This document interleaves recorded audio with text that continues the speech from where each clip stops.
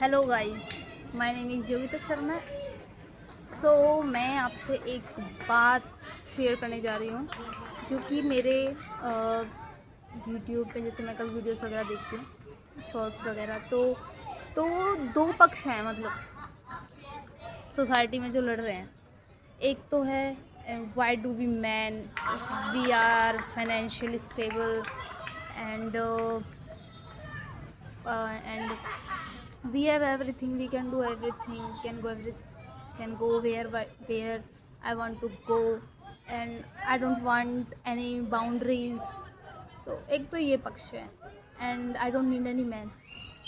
दूसरा पक्ष है कि why do we need man in the society. उसमें ये दिखाता है कि उसमें मसल्स पावर जो है वो कहीं ना कहीं एक लड़की को, एक लड़के को, किसी बूढ़े को बचा रही हैं, किसी को डूबते हुए, बाढ़ में डूबते हुए को बचा रही हैं। तो दूसरा ये है। तो दोनों पक्ष हो गए, ठीक है। तो एक तरफ दिखाया गया है कि हमें ज़रूरत है मैन की, नीड की। दूसरी तरफ जो रेडिकल थॉट्स निकल के आ रहे हैं किसी की पास्ट एक्सपीरियंस लाइफ से, जिसने अपनी लाइफ में बहुत सहा है, और जितने ही मेल उसकी लाइफ में आए होंगे, उनकी लाइफ में आए होंगे, सभी का सेम एक्सपीरियंस है। तो कि ये किसी एक फीमेल की तो बात है नहीं जो रेडिकल थॉट अगेंस्ट मैन जो दिखा रहे हैं, वो रेडिकल थॉट्स इस वजह से हैं। अब वो एक के नहीं है, वो पूरी सोसाइटी में है। लगभग आजकल 20% फीमेल्स के इंडियन सोसाइटी में बढ़ चुके हैं ये थॉट, ठीक है। वो कह रही हैं कि हम ना अकेले लाइफ जी लेंगे, कुछ हो जाए, बट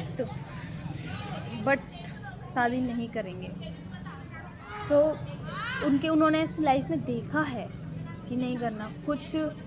और एक तीसरा पक्ष ये है कि वो भाई अब हमें जीना है, सोसाइटी ये जीती है, सोसाइटी के नॉर्म्स हैं, ये फॉलो करने पड़ेंगे, चाहे उन्होंने का एक्सपीरियंस है बैड ही सही, वो लोग नहीं बोलते, ठीक है। और 50% तो लोग बोलते हैं वी नीड मैन। तो गर्ल्स 50% ये बोलती हैं, 20% बिल्कुल रेडिकल थॉट्स हैं, 30% जो चल रहा है चलने दो, हमें ऐसे ही है, लाइफ ऐसे ही है। तो बात इस चीज़ की है ही नहीं वी नीड अ मैन और not doesn't need a man, no. बात अगर स्त्री पुरुष दोनों हैं, जेंडर, ठीक है, दोनों हैं, तो दोनों किसी चीज़ से बनने, मतलब किसी न किसी रीज़न क्यों निकालना, खोजना, बने हैं ज़िंदगी जीने के लिए। और तुम पॉपुलेशन की फ़िक्र मत करो, पॉपुलेशन बढ़ती रहेगी।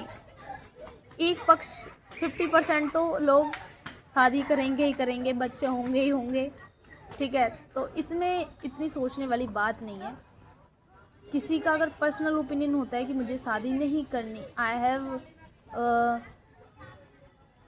मैंने कुछ सोचा है अपने फ्यूचर में, मुझे ऐसे जीना है, मुझे वैसे जीना है, तो मुझे शादी ही नहीं करनी है, उसका ये थॉट है, चाहे उसके it is driven by past traumas and experiences, ठीक है।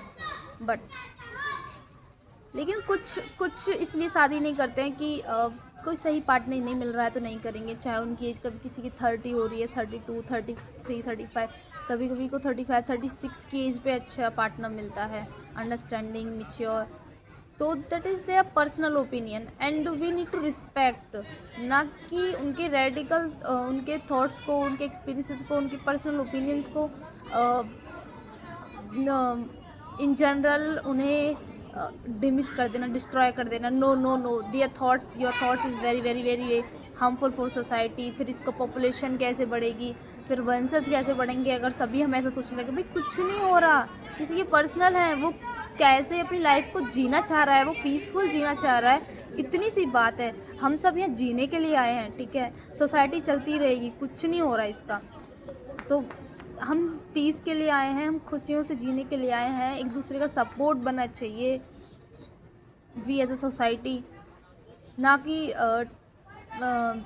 उन्हें ताने मारो, उनके पर्सनल ओपिनियन को अपोज करो। No no no no no, ये हमें अपनी रिस्पॉन्सिबिलिटी नहीं है। हम अपने कर्तव्यों से भाग रहे हैं, कर्तव्य से भाग नहीं रहे हैं, एक्चुअली बैड कंडक्ट है ये, ठीक है। तुम किसी के ऐसे पर्सनल ओपिनियंस पे ऐसे, कोई अपनी लाइफ में चाह रहा है, वो तुम्हारी लाइफ में तो कुछ परिवर्तन कर ही नहीं रहा है, ठीक है ना। वो सोसाइटी की लाइफ में परिवर्तन कर रहा हो। किसी का पर्सनल ओपिनियन, मुझे शादी नहीं करनी, दैट इज़ फाइन। उसे कब करनी है कब नहीं करनी उसे नहीं पता। लाइफ इज़ वेरी अनप्रेडिक्टेबल, उसे कब क्या मिल जाए, पार्टनर मिल जाए, उसका कब कब क्या ओपिनियन चेंज हो जाए, नहीं पता। But we need to respect their opinions, ठीक है। Bye bye.